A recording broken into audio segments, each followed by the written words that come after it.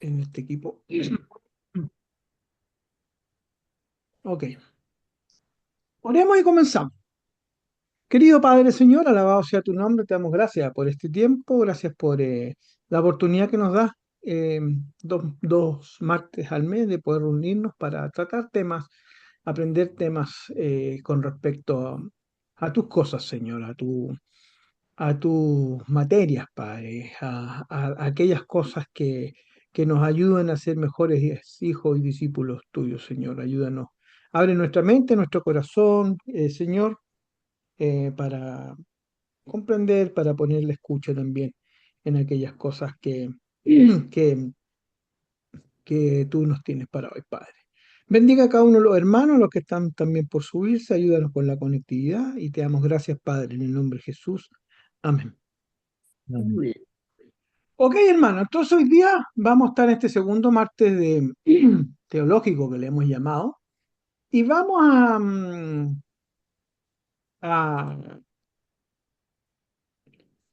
a hablar, ¿no? Vamos a hacer una exposición primeramente. Yo los voy a silenciar un ratito para que la grabación quede bien, ¿ok? Y vamos a hacer una exposición y luego vamos a tener tiempo para conversar. Voy a ir lo más rápido posible. Es probable que algunas, depende del tiempo, puse el cronómetro, pero algunas láminas podamos saltarlas si es que nos pilla el tiempo. Yo estoy grabando porque estoy subiendo los videos, pero también les comparto la presentación, así que no nos vamos a perder de nada. Entonces, el canon del Nuevo Testamento. ¿Por qué quisimos hacer el canon del Nuevo Testamento? Porque básicamente a lo mejor siempre hay mucha información sobre el canon del Antiguo Testamento porque es el canon hebraico, digamos, y generalmente el que más se aprende, el que más se sabe, y se sabe poco acerca del canon del Nuevo Testamento. Cuando digo se sabe poco, la iglesia, no la membresía de la iglesia, los hermanos, los cristianos. Así que por esa razón pusimos el canon del Nuevo Testamento. Así que vamos a mirar dos textos bíblicos como una especie de argumento, fundamento, ¿no? Uno es Segunda de Pedro 3:15 y Primera Timoteo 5:18. El primero dice, tengan presente que la paciencia de nuestro Señor significa salvación, tal como les escribió también nuestro querido hermano Pablo, con la sabiduría que le dio Dios. Le escribió, tal como les escribió, subrayen eso. Y Primera Timoteo 5:18 dice, pues la escritura dice, no podrás gozar al buey que trilla y digno es el obrero de su salario. Lo importante es, pues, la escritura. ¿Por qué esto es importante? Porque el Nuevo Testamento, ¿no? ¿Ah? En el Nuevo Testamento ya encontramos ciertos indicios, dame un segundo que me voy a agrandar aquí, ciertos indicios, ahí sí, ahí me queda más cómodo, perdón. Y ya encontramos ciertos indicios en el Nuevo Testamento de que ya en la iglesia primitiva, en la iglesia del Nuevo Testamento, de la propia Biblia, ¿no? Ya tenemos eh, algunos indicios sobre que ya existían, digámoslo así, algunos escritos, ¿no? Que circulaban. Fíjate lo que dice el texto. Dice, parecen demostrar que se atribuyen a ciertos escritos de los apóstoles. Mira lo que dice el 2 Pedro, dice, tal como le escribió nuestro hermano Pablo. En la propia Biblia está diciendo que ya circulaban algunos escritos. ¿Cuáles? Bueno, al entender la palabra podemos suponer que las cartas que circulaban de Pablo, ¿no? Y en 1 Timoteo, Pablo le está hablando a ¿cómo se llama? A Timoteo y dice como está escrito, ¿no? Se entiende entonces que ya había cierta circulación, ¿verdad? Parecía que se demostraba que se atribuía a los escritos de los apóstoles una autoridad divina, ¿ok? Ese es el punto. En ambos casos, Pablo escribiéndole a Timoteo y Pedro escribiendo acerca de Pablo. Entonces, ya en la propia Biblia, muy tempranamente vemos que la propia iglesia le daba autoridad divina a las enseñanzas de los propios apóstoles. Eh, Vemos ahí en 1 Timoteo 5:18 este primer ejemplo, ¿no? Una citación, hace una cita de las palabras de Jesús como escritura sagrada, ¿no es cierto? Y en la otra atribuye la misma autoridad a San Pablo, a Pablo, mejor dicho. Así que lo que tenemos que ir viendo es aquello, ¿no? Tenemos una formación del canon bíblico, vamos a ir hablando de él. Em, Siempre hay preguntas comunes sobre la Biblia, ¿no? Comentarios comunes, muchas veces de no creyentes. ¿Cuál es la Biblia verdadera? Muchas veces hay gente que no es creyente, incluso entre los mismos cristianos hacen estas preguntas, porque hay tantas Biblias, tantas versiones, porque hay varias, ve ahí lo puse. ¿Quién determinó los libros que estaban allí? Mucha gente no creyente suele hacer estas preguntas sobre si son auténticas, cuál es la veracidad, cuál es la composición de la Biblia, ¿verdad? Y bueno, los cristianos en general confían en ella nomás, pero poco, esto es importante, poco reflexionamos sobre cómo se estableció la lista de los libros, en particular del Nuevo Testamento, ¿no? Entonces, muy tempranamente, la iglesia llegó a reconocer ciertos escritos inspirados por Dios y al mismo tiempo a rechazar otros. Vamos a estar hablando de eso. Hay confianza en la palabra de Dios, ¿no es cierto? La palabra de Dios entonces es un pilar fundamental de la fe cristiana, de nuestra fe. Entonces hay una reflexión sobre la composición de la Biblia. Pocos cristianos se detienen, como yo decía recién, a pensar cómo se establecieron estos libros. Eh, Falta respuesta a preguntas comunes muchas veces, no lo sabemos. Entonces, eso es lo que vamos a estar mirando, ¿no? El Nuevo Testamento contiene 27 libros y regularmente se divide en 5 tipos, ¿no? Mirémoslo rápidamente. Los Evangelios, Mateo, Marcos, Lucas, Juan, Hechos de los Apóstoles, ¿verdad? Las cartas Paulinas, como por ejemplo Romanos y Corintios, y cartas generales como Santiago, Pedro, y el Apocalipsis. ¿Verdad? Son ejemplos, ¿no? Lo vemos ahí. Los evangelios básicamente fueron escritos por allá por el año 40-60, Juan más tardío por el 90, las epístolas de Pablo entre el 48 y el 61, estiman los eruditos, y las general igual, entre el 40 y el 90. No vamos a entrar en fechas porque nos vamos a hablar de las cartas, sino que vamos a hablar de cómo se constituyó el canon, ¿no es cierto?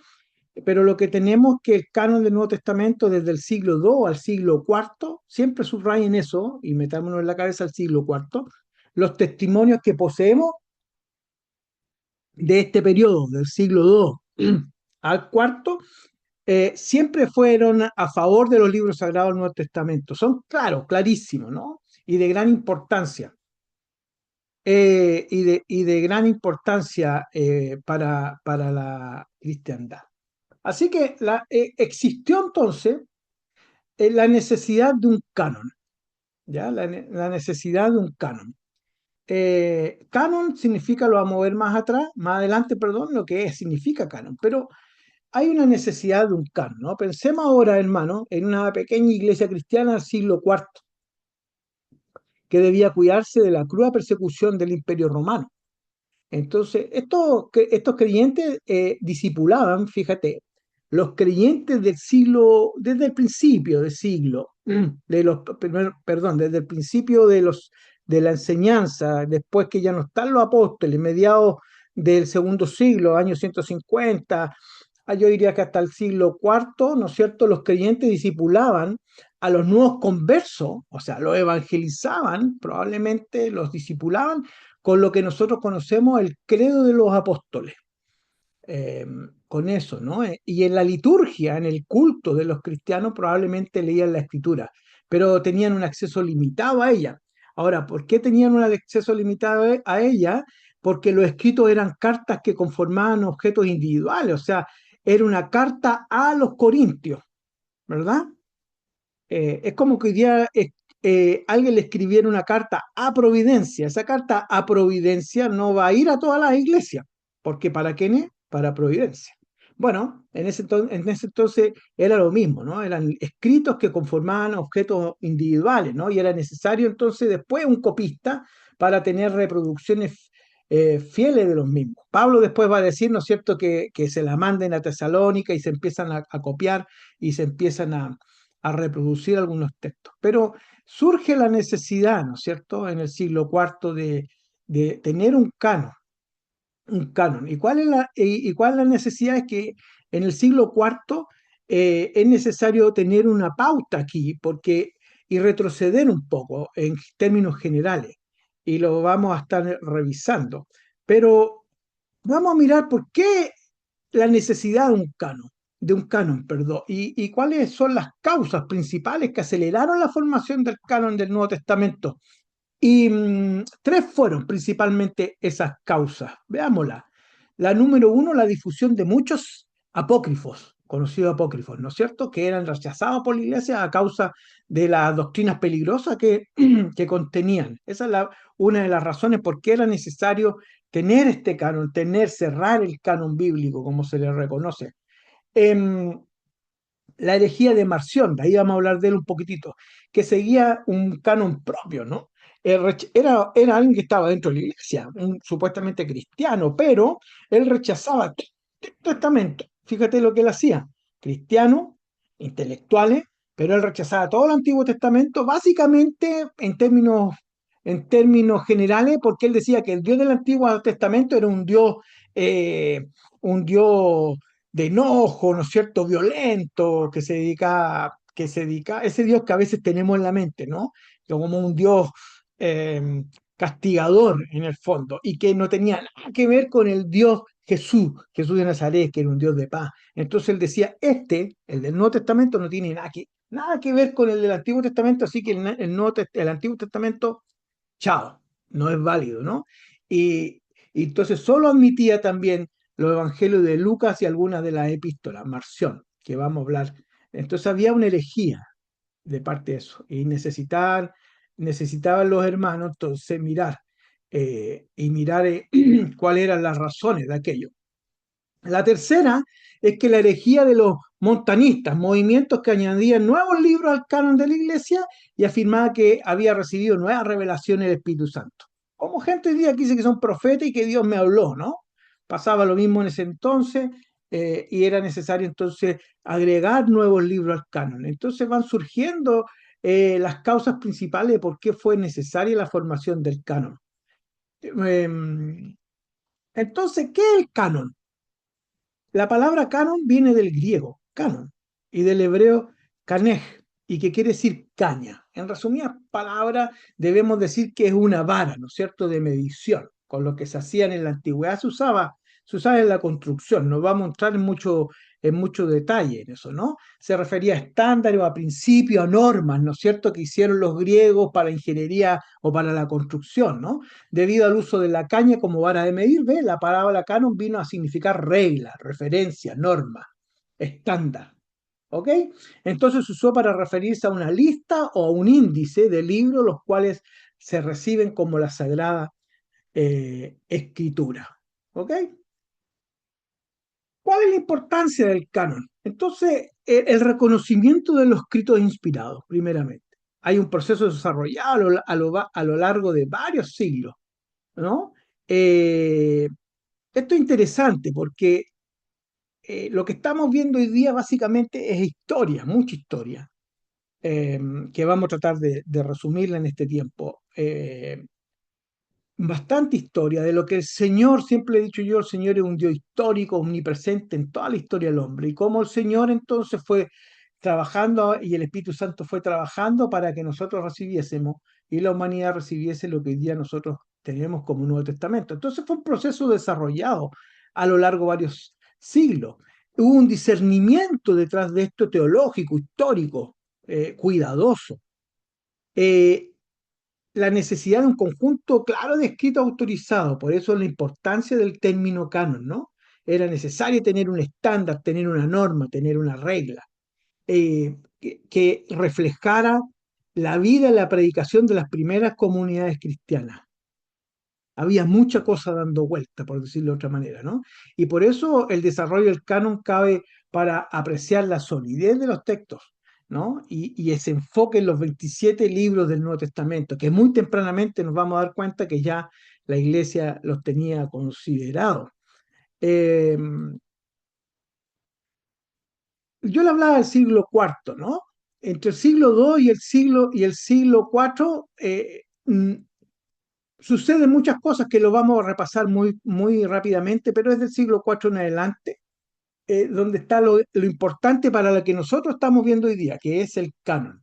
Entonces, existe un contexto, el contexto de la iglesia primitiva, ¿no? La iglesia primitiva se desarrolló en la cultura griega, como sabemos, y en el siglo IV se definieron estándares doctrinales, como por ejemplo lo que sucede en el concilio, ¿no es cierto?, de Nicea, donde se establece un estándar doctrinal que se conoce como el Credo de Nicea, ¿verdad? Que combatió herejías y como el gnosticismo, básicamente. Y ahí entonces se promovieron libros heréticos adjudicados a apóstoles, es decir, en esa reunión, en ese concilio, ¿no es cierto?, de la iglesia, eh, se tiene que pronunciar este credo porque necesitaban afirmar lo que creemos, nuestra fe, ¿no es verdad? Pero segundo, necesitaban decir, esto es divinamente inspirado, esta es palabra de Dios y esta no. Entonces necesitaban ser eliminados muchos libros que estaban circulando, notas que estaban circulando. Entonces la importancia del siglo IV es que se definen los estándares doctrinales claves, es decir, la sana doctrina. Y la creación del credo de Nicea, que es importantísimo, y después del credo de, de Constantinopla, ¿no?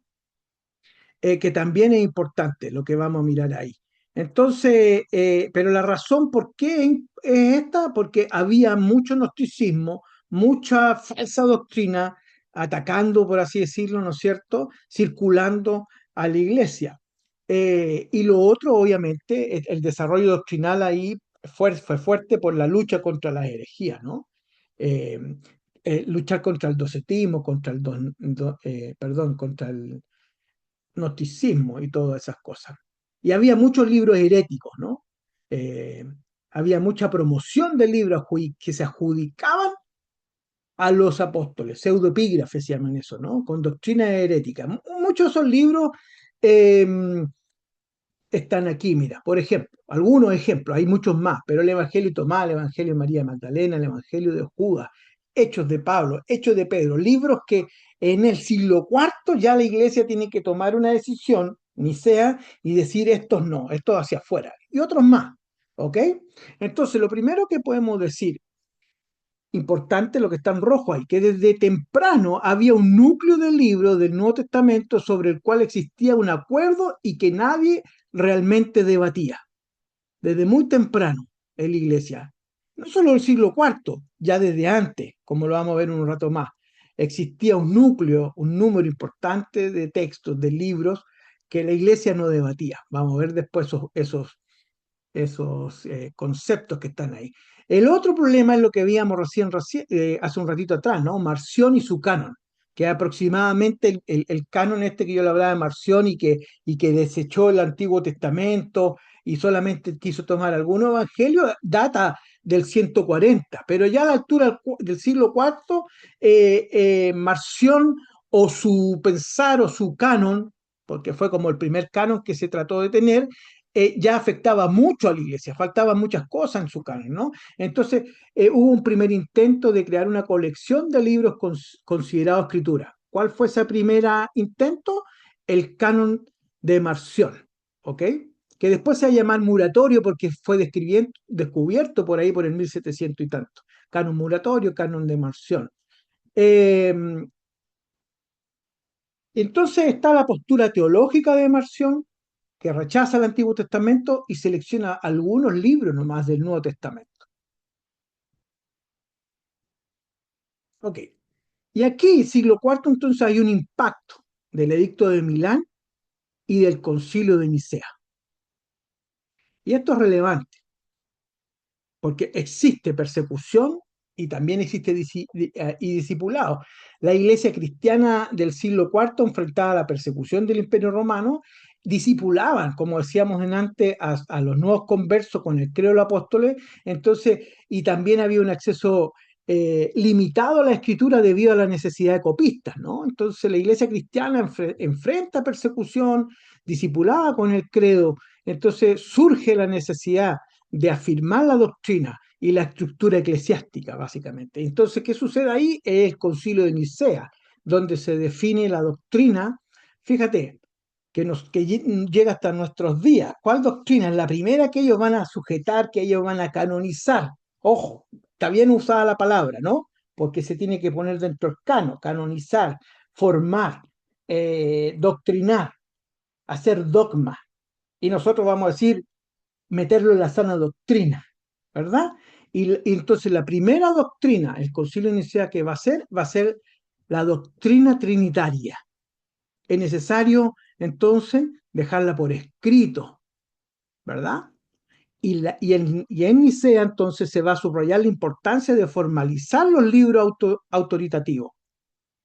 Entonces, ¿por qué es necesario? Porque el gnosticismo decía que Jesús era un semidios, la Trinidad no existía, que Jesús no podía ser Dios y viceversa. Y es entonces el concilio de Nicea que juega un papel fundamental, ¿verdad?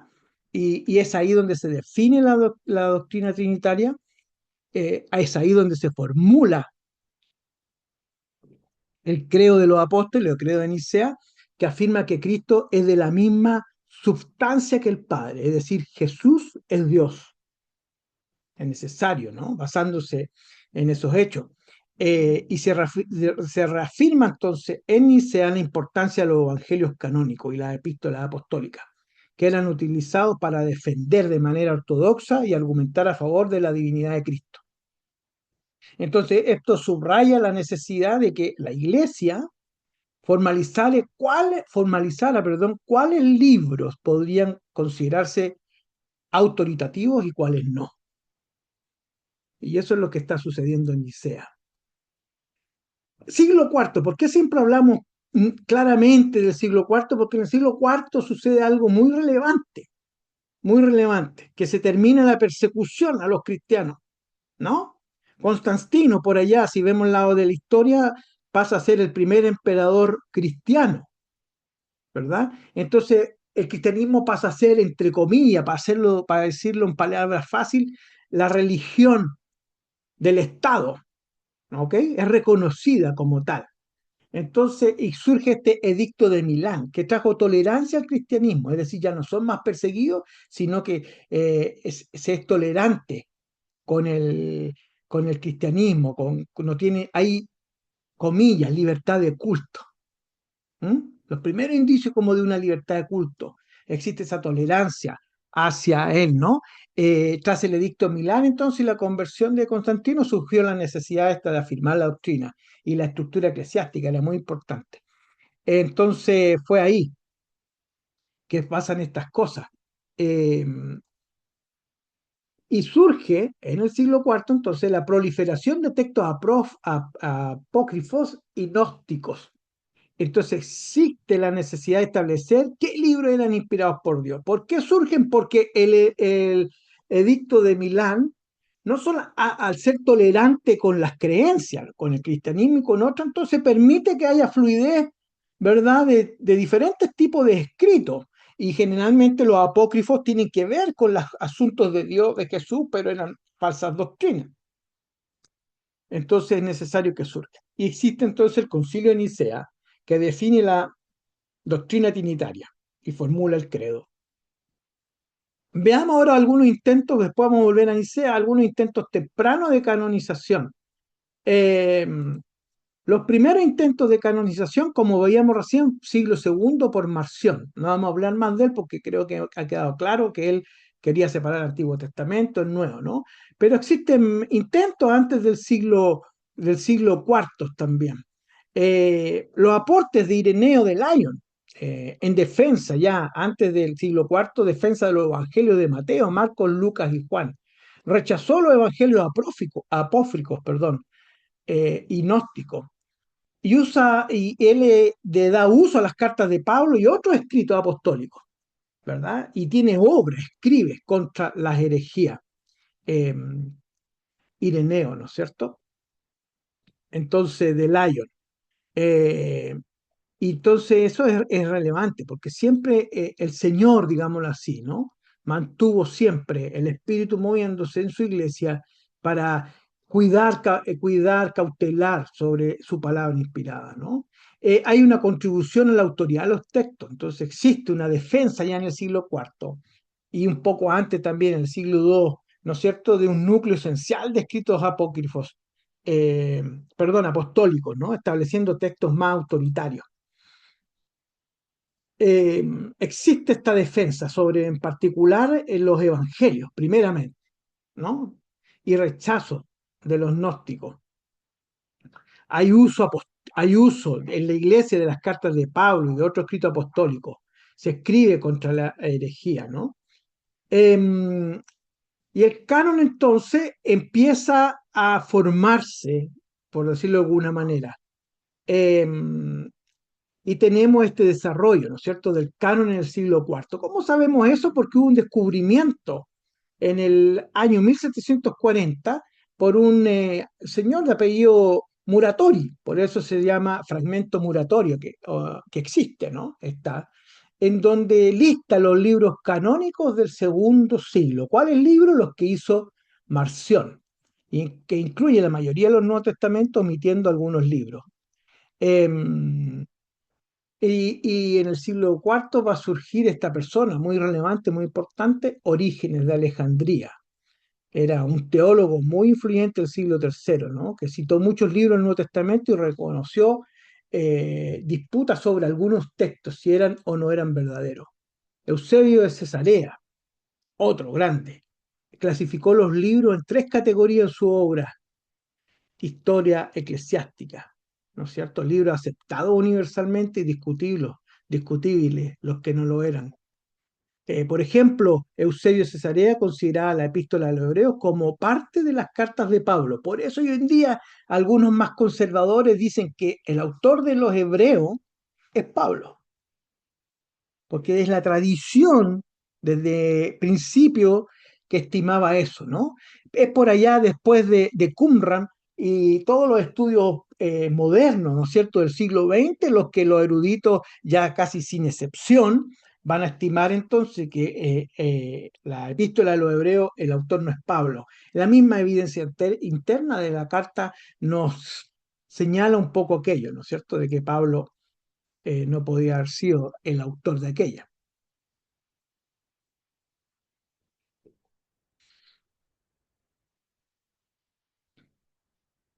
Entonces, existe este texto, este erudito, ¿no es cierto?, que lo encuentra, este fragmento o del Muratorio, y lista libros canónicos del segundo siglo e incluye la mayoría de los textos, ¿no? Y la importancia de este fragmento, hermano, ¿cuál es? Que refleja el canon de una comunidad cristiana en los en el primer siglo, perdón, en los primeros tiempos, en el segundo siglo, ¿no? Y también habla ese texto que fue rechazado, habla este fragmento moratorio, habla de un apocalipsis de Pedro, que posteriormente fue rechazado. Pero sacando eso, entonces este fragmento encontrado, ¿no es cierto?, es importante porque nos muestra la canonicidad de la lista de los libros. ¿Ok? Orígenes, ¿no es cierto? Hizo hartas contribuciones de Alejandría. ¿Recuerdan que la semana pasada hablamos de Alejandría? O no me recuerdo si el domingo hablamos de Alejandría, ciudad importante al norte de Egipto, donde se transcribe la Septuaginta del hebreo al griego, ¿no? Y es Orígenes quien va a citar muchos libros del Nuevo Testamento. Muchos libros del Nuevo Testamento. Y Eusebio, otro grande, clasifica los libros del Nuevo Testamento en tres categorías. Mira lo que ya estamos hablando, siglo cuarto, cómo lo clasifican, ¿no? Libro aceptado universalmente. Eusebio lo va a decir.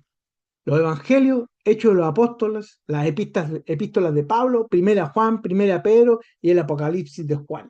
Deja fuera los hebreos, Santiago, ¿verdad? Pero básicamente ya está casi todo el canon ahí y los libros son aceptados universalmente, ¿no? Y los que son discutibles ahí abajo están: Epístola de Santiago, Judas, Segunda de Pedro y Tercera de Juan. Entonces vamos hablando ahora de la consolidación del canon. Existen libros rechazados, ¿ok? como Hechos de Pablo, El Pastor, así se llama el libro, Apocalipsis de Pedro, Epístola de Bernabé, Enseñanza de los Apóstoles. Esa enseñanza de los apóstoles es lo que nosotros conocemos hoy en día como la de Didache. Eh, es interesante decir de estos libros que si bien nosotros los llamamos apócrifo, escondido, ¿no es cierto? También pueden ser pseudoepígrafes. Es decir, no, el hecho de que lo llamemos apócrifo o falso no se le debe restar menos importancia, ¿no? Sino que no son canonizados porque no cumplen la norma, el canon, que lo vamos a ver de ahí, que necesita tener un libro para haber pertenecido a este cuerpo del libro que la Iglesia va a determinar mediante la obra del Espíritu Santo que son inspirados por Dios. Pero estos libros, sobre todo la epístola de Bernabé, si uno la lee, porque hay copia de ella, uno se va a dar cuenta que cita a los evangelios. Una evidencia más, podríamos decir una evidencia externa, de cómo un libro apócrifo le está dando autoridad a un libro inspirado por Dios, como los evangelios. Entonces, viene un consenso creciendo, ¿no? En el siglo IV. En la mayoría de los libros ya son aceptados. Viene ahora otra persona, Atanasio de Alejandría, que, que va a clarificar los libros canónicos en el 367 después de Cristo, fecha importante.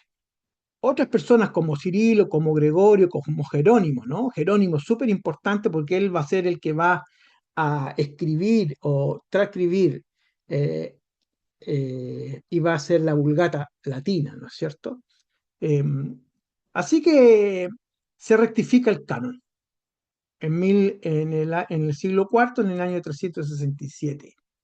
Eh, Atanasio de Alejandría es una figura clave en la definición del canon, porque nos tenemos hoy en día una carta que se llamaba Carta Festal del año 367 después de Cristo, que clarifica, ¿no? Eh, con su Carta Festal los libros canónicos. Fíjate, esta persona, Atanasio de Alejandría, ¿ok? Fue el primero en usar la palabra canon para los 27 libros del Nuevo Testamento y su autoridad fue respetada. Pero, a pesar de ser respetada, necesitaba un consenso oficial de la Iglesia Universal, ¿verdad? Entonces su aporte fue muy importante. Y usa el término canon, ¿no? Y él fue un teólogo y un líder respetado dentro de la Iglesia en aquellos tiempos. Entonces, el consenso oficial de la Iglesia es que era necesario fijar un canon. ¿Verdad? ¿Ven cómo se va construyendo esto? Diferentes hermanos, diferentes pensadores, teólogos, pastores, diferentes gente que el Espíritu Santo está usando y lo que va, el Señor va siempre, siempre el Señor va cautelando, cuidando, son algunos escritos. ¿Cuáles escritos? Sus escritos, que son divinamente inspirados a través de la historia, que nosotros hoy día lo tenemos en la Biblia, ¿no? Entonces, la autoridad del Nuevo Testamento, lo que yo estaba hablando recién, ¿no? Del canon que se fija en el año 367. Y esta lista publicada por Atanasio contiene todos los libros del Nuevo Testamento, al igual como la tenemos nosotros, que eran reconocidos como inspirados por Dios. Así que estos libros ya eran reconocidos, de mucho uso ya por la iglesia. En el siglo segundo, en el siglo tercero también ya estaba sucediendo. Si vemos eso que estábamos hablando recién, ¿no? Pero ya en el siglo cuarto es cuando es necesario entonces que se canonice, ¿ok? Entonces, lo que está en negrito es importante. El canon del Nuevo Testamento no fue fijado por ningún concilio o iglesia, sino que fue formado por los libros aceptados por la iglesia cristiana en general. ¿Ok? Los libros fueron aceptados por la iglesia. Y aquellos libros que fueron aceptados por la iglesia desde el segundo siglo al siglo cuarto fueron los que, producto de todo lo que estaba sucediendo con Marción y todo el gnosticismo y todas esas cosas, fue necesario entonces hacer un canon, una norma, ¿no es cierto? Una regla, una doctrina. Pero no era que ahí, digamos, aquí vamos a hacer el canon y aquí elegimos cuáles sí, cuáles no. Era el Espíritu de Dios obrando en la iglesia y fue necesario decir, ok, desde el principio, ¿no es cierto? Desde el principio, estos son los escritos que son aceptados, que Dios regaló a la iglesia, por así decirlo, y que la iglesia ha cautelado con ella y es necesario entonces perseverar, cuidar. Eh, el canon del Nuevo Testamento, entonces, hermanos, se fija en el año 367, cuando Atanasio, obispo de Alejandría, publica los 27 libros del Nuevo Testamento. ¿Ok? Luego vinieron otros sínodos, el de Roma en el 382, el de Hipona 397, que también es muy importante, y después el de Cartago, también el 397, donde se declara sucesivamente en cada uno de estos sínodos o concilios eh, cerrado el canon del Nuevo Testamento. Es decir, desde Nicea, luego en el de Hipona, luego en el de Cartago, todos dijeron esto es, aquí se cierra. Por decirlo de una manera muy sencilla, no sale ni uno y no entra nadie más en los libros inspirados por Dios. Aquí surge una figura preponderante, ¿no es cierto?, que es San Agustín. Lo decimos así porque así lo conocemos, Agustín de Hipona, ¿no es cierto?, que en esta asamblea, sobre todo en la de Hipona, él se llama Agustín de Hipona, sobre todo en el concilio de Hipona y luego en el de Cartago, su participación fue decisiva, ¿no? Como lo había sido para la inclusión de los deuterocanónicos del Antiguo Testamento en la Vulgata. Entonces, para fines del siglo IV, había quedado ya establecido como final e irrevocable para la gran mayoría de la iglesia el canon de los 27 libros del Nuevo Testamento.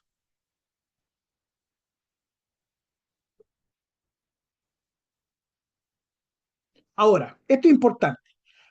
¿Cuáles son los criterios para reconocer el Nuevo Testamento? O mejor dicho, ¿cuáles son los criterios para determinar que un libro era inspirado por Dios y debía estar en el canon? El primero era el primero de los criterios fue que fueran apostólicos, para decirlo así, ¿no?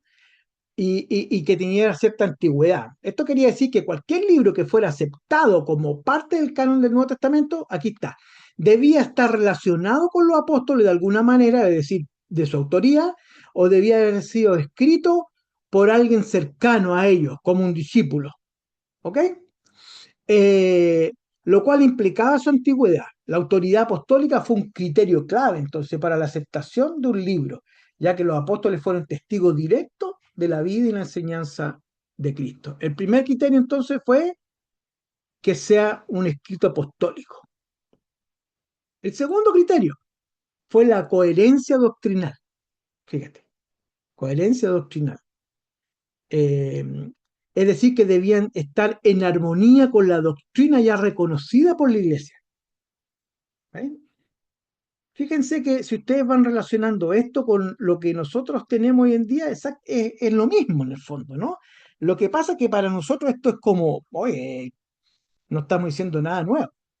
Claro, porque nosotros desde este momento en la historia del canon hacia adelante, nada, sí, nada se puso o salió de la escritura. Entonces nosotros el canon lo recibimos producto de lo que el Señor hizo en los primeros tiempos de la iglesia, ¿no? Entonces, coherencia doctrinal, debían estar en armonía con la doctrina, con la sana doctrina, y ya reconocida por la iglesia. Entonces, los libros que contenían enseñanzas contrarias o heréticas, como los textos gnósticos, por ejemplo, o los escritos por otras sectas, fueron rechazados por la iglesia. Tercer criterio, la catolicidad, esa es la palabra correcta, o la universalidad del texto. Esto quería decir entonces que debía haber sido ampliamente reconocido y utilizado por la mayor parte de las iglesias. A eso es católico, universal, ¿no es cierto? Entonces el tercer criterio era que debía ser ampliamente reconocido y utilizado en la mayor parte de las iglesias. Por eso un ejemplo de hoy. Hoy día existen sociedades bíblicas, la Sociedad Bíblica Unida, la Sociedad Bíblica Trinitaria, y existe, ¿no es cierto?, se me olvidó, no una sociedad, pero se me fue el nombre del mundo católico, digamos. Tiene otro, ¿no? Que es similar a la sociedad bíblica. Todas esas Biblias que están ahí, podríamos decir, ¿no es cierto?, que son ampliamente reconocidas y utilizadas por la mayor parte de las iglesias. Pero los testigos de Jehová y los mormones no califican en esas sociedades, por así decirlo, porque sus Biblias no son ampliamente reconocidas por la cristiandad. Tienen sus propias editoriales, por decirlo de otra manera. Los testigos de Jehová imprimen sus propias Biblias y los mormones imprimen sus propias Biblias, por lo tanto el texto está adulterado, hay cosas que no corresponden en el Nuevo Testamento, ¿verdad? Que están en esas Biblias. Y aquí pasaba lo mismo. Imagínate que mañana llega alguien a la iglesia y nos trae Biblia de una secta, por no nombrar ninguna, ¿verdad? ¿Qué haríamos nosotros?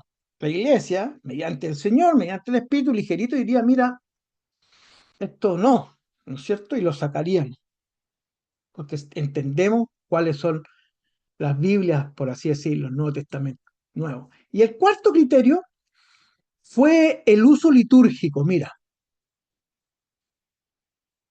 el uso en la liturgia, en el culto, ¿no? Los textos se leían regularmente en el culto cristiano, que servían para la edificación de la iglesia, que cumplía con los requisitos anteriores.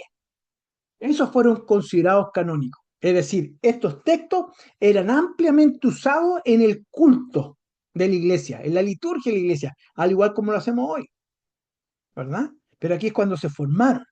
Eran apostólicos, era de coherencia doctrinal y eran universales, ¿no es cierto? Y esos eran los cuatro criterios para que el libro pudiese ser considerado entonces canónico, canonizado. Entonces, hay preservación y reconocimiento del canon, manuscritos del Antiguo Testamento, ¿no es cierto? Hay gran cantidad de manuscritos del Antiguo Testamento, los padres de la Iglesia citaron extensamente sus libros, hay una uniformidad textual sorprendente, a pesar de variantes menores, ¿no? Y el Nuevo Testamento tiene muchos escritos antiguos también. El canon del Nuevo Testamento es visto entonces, hermanos, como una obra divina, reconocida por la Iglesia Universal, en todo momento, ¿verdad? Eh, Surge entonces, luego de esto, fíjense cómo Dios va obrando, ¿no? La expansión del cristianismo, la preservación de la escritura, a pesar de las persecuciones a lo largo de la historia. Hay convicción también de los primeros creyentes de ya tener grabado, ¿no es cierto?, entendido cuáles eran los libros divinamente inspirados, ¿no? Y se entendió entonces desde un inicio que el canon del Nuevo Testamento como una obra divina, reconocido, esto es súper fundamental, reconocido por la iglesia entera, establecido por Dios, el canon, y da un testimonio vivo, ¿no es cierto?, de la verdad escrita. Ahora, manuscritos hay muchos, gran cantidad de manuscritos antiguos disponibles del Nuevo Testamento. Eh, los padres de la iglesia los citan mucho, ellos, ¿no? Hay diferentes textos, hay uniformidad textual. Fíjate, existen más de 4.000 manuscritos griegos del Nuevo Testamento y 8.000 de la Vulgata Latina. ¿Verdad? La traducción al latín que yo le decía por Jerónimo en el año 450. Y al menos otras 1.000 otras versiones. Además existen 1.700 fragmentos del Antiguo Testamento hebreo y 350 copias de la Septuaginta, que sabemos lo que es. Ningún documento antiguo se le acerca a la Biblia en cuanto a su autenticidad. Eso es importante y relevante. No lo dicen un cristiano, lo dicen los eruditos que estudian, arqueólogos, etcétera, ¿no? Una cosa es la ciencia, una cosa es lo que pueden pensar los eruditos en la universidad, en los museos, en el mundo, y otra cosa si esos científicos y esos profesores en la universidad tengan o no tengan fe, ¿verdad? Pero es innegable, es incuestionable entonces la evidencia histórica, cultural, social de la autoridad y de la autenticidad de los textos del Nuevo Testamento. Así tú creas o no creas. Aquí hay un ejemplo, de muchos, ¿ah? De muchos. La Ilíada de Homero, muchos la conocemos, ¿no? Tenemos más de 1750 manuscritos hoy día. Hay más de 1750 manuscritos en bibliotecas, universidades, etcétera, compuesto 800 años antes de Cristo, es decir, la Ilíada fue compuesta, escrita 800 años antes de Cristo. La copia que tenemos, o las copias que tenemos, más antigua es de 400 años antes de Cristo. ¿Me va siguiendo? 800 años antes de Cristo, pero la copia más antigua es de 400 años antes de Cristo. O sea, hay un lapso de 400 años entre la composición y el manuscrito más antiguo. Ok. Sigamos. El Nuevo Testamento, compuesto, es decir, escrito entre el año 50 y el año 100, el manuscrito más antiguo que tenemos, ¿no es cierto?, data de 130 años después de Cristo. Entonces, hay un lapso de 40 años entre la composición del libro y el manuscrito más antiguo. Y si a eso le agregas que tenemos alrededor de más de 6.700 manuscritos en griego. Es decir, ¿qué quiero decir yo con esto? Que nosotros le damos autoridad, nadie duda de Platón, nadie duda de Aristóteles, nadie duda de Homero, nadie duda de nadie. Pero a veces el mundo duda de la escritura. Y es la escritura que científicamente probado tiene más autoridad científica, si lo queremos decir de esa manera, sobre todo lo escrito. No hay ninguna otra escritura que tenga más evidencia verdadera que la Biblia. Y en particular estamos hablando del Nuevo Testamento. Así que, hermanos, podemos estar seguros de la autenticidad del Nuevo Testamento. Fíjate, no sé si lo ven, después yo se los voy a mandar. ¿Ah? Citas bíblicas de los patriarcas de la iglesia.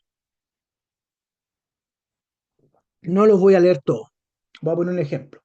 Justino Mártir, 133 después de Cristo, citó 268 horas en sus cartas, 268, voy a mirar aquí, 268 veces citó los evangelios, 10 veces citó el libro de los Hechos, 43 veces citó las epístolas paulinas, 6 veces las epístolas generales, 3 veces citó al Apocalipsis y hizo 260 alusiones a él. Fíjate este otro, voy a leer los más, voy a leer los que tienen más. Aquí Clemente, año 150 al 212. 1107 veces citó los evangelios. 1127 veces citó las epístolas de Pablo. Y vamos a leer el más importante, Orígenes, 185 a 253. Citó 9231 veces en su escrito los evangelios. Las epístolas de Pablo las citó 7.778 veces. Él citó, escucha bien lo que estoy diciendo, él solo, Orígenes, citó al Nuevo Testamento en todos sus escritos 17.992 veces. Recuerden que todo esto, Justino, Ireneo, Clemente, Orígenes, Tertuliano, Hipólito, Eusebio, son lo que se llama la patrística, los primeros obispos, ¿no? Discípulos, en algunos casos, de los apóstoles, pero la mayoría de ellos discípulos de los discípulos, es decir, una segunda generación de discípulos. El apóstol tuvo un discípulo, por ejemplo, Policarpo, que tuvo, ¿no es cierto?, a Ireneo de discípulo. Una tercera generación, por así decirlo, de cristianos, y que eran obispos de ciertas ciudades y que escribían cartas, ¿verdad? Era necesario aún. ¿Por qué? Porque, porque la Biblia que conocemos hoy en día aún no estaba, circulaban. Entonces era necesario, hoy día no es necesario hacer esto porque hoy día tenemos un canon, tenemos la Biblia, pero en ese entonces no estaba eso canonizado. Entonces era necesario que la iglesia se escribiera, se citara, y así existen cartas de los padres de la iglesia, ¿no es cierto?, a diferentes congregaciones, como por ejemplo las cartas de Clemente a la iglesia de Corintio. Una expansión del cristianismo, ¿no es cierto?, lo que hace que se difunda rápidamente. Voy rápido con esto, aquí esto es lo importante. Entonces, debemos reconocer el canon del Nuevo Testamento como una obra reconocida por la Iglesia, establecida por Dios mismo. La Iglesia reconoce la escritura dada por Dios. La Iglesia no establece, ¿ok?, la escritura, sino que reconoce. Eso fue lo que hizo, ¿no? No la inventó. No, la iglesia no inventó la escritura ni tampoco la sancionó, sino que la iglesia, ¿qué hizo? Recibió las escrituras inspiradas por Dios. ¿De parte de quién? De Dios mismo. ¿Cómo? En este proceso que hemos visto, ¿no? No es una lista de libros hecha por la iglesia, sino que más bien es un conjunto de escritos reconocidos por la iglesia como inspirados por Dios. Así que cada vez que abras tu Biblia, lo que tenemos en nuestras manos, hermano, es un testimonio vivo de la verdad escrita y fielmente preservada. Y por último, estoy a un minuto de mi tiempo, por último, hermano, es necesario hablar acerca de el protestantismo, ¿no? Y Lutero, en 1529, por allá, o 1496, cuando hace sus tesis. Lutero, ¿no es cierto? Se establece y él no habría aceptado el canon fijado por la Iglesia Católica, él era católico, ¿no es cierto? Especialmente después del Concilio de Trento. Estaba hablando de lo apócrifo del Antiguo Testamento. Pero él deseó tener un nuevo canon y lo que él sucede aquí es que él dice que hay algunos textos en el Nuevo, hay unos textos en el Nuevo Testamento que desfavorecen la doctrina de la salvación por la fe. Entonces hay que sacarlos. Y él pone dudas sobre la canonicidad de ciertos libros en específico. Por ejemplo, sobre Hebreos, Santiago, Judas y el Apocalipsis. Él los quería sacar, Lutero, el canon. Las razones que él tenía, las dudas, básicamente porque sabemos que él no le tenía mucha simpatía a Santiago, ¿no es cierto?, de su énfasis a las obras, como dice el texto. Pero básicamente él decía que no eran libros apostólicos, ¿verdad? Entonces, él tiene motivaciones para sacarlo. Pero el Señor, la Iglesia, así como lo hizo en el siglo IV, ¿verdad? Reconoció, y él luego reconoce, el canon bíblico que nosotros y que la historia venía haciendo. Así que importante, hermano, el canon del Nuevo Testamento no fue fijado por ningún concilio o iglesia, sino que fue formado por los libros aceptados por la iglesia cristiana en general. Y conclusiones, el canon del Nuevo Testamento fue un proceso más breve que el del Antiguo, no obstante estuvo sujeto a mucha discusión y a debate teológico respecto a cuáles libros cumplían los requisitos apostólicos, reconocimiento eclesial y sana doctrina en armonía con el resto de los escritos. Finalmente, los 27 libros son los únicos que han sido insertados en nuestra Biblia, inspirados por Dios. Y aunque existan otros libros que puedan ayudar a conocer el contexto del Nuevo Testamento, ¿verdad? Aunque tengan nombre de apóstoles, etcétera, solamente estos 27 libros son los que hay plena certeza de que han sido divinamente inspirados. Vamos a hacer un compromiso con el Señor Jesús y le daremos gracias por darnos su palabra como única fuente para conocerlo, para instruirnos, ¿cierto? Como dice la Escritura, que su voluntad y su deseo siempre sea que seamos guiados por su palabra para vivir nuestra fe y para poder amar su palabra y amar el prójimo.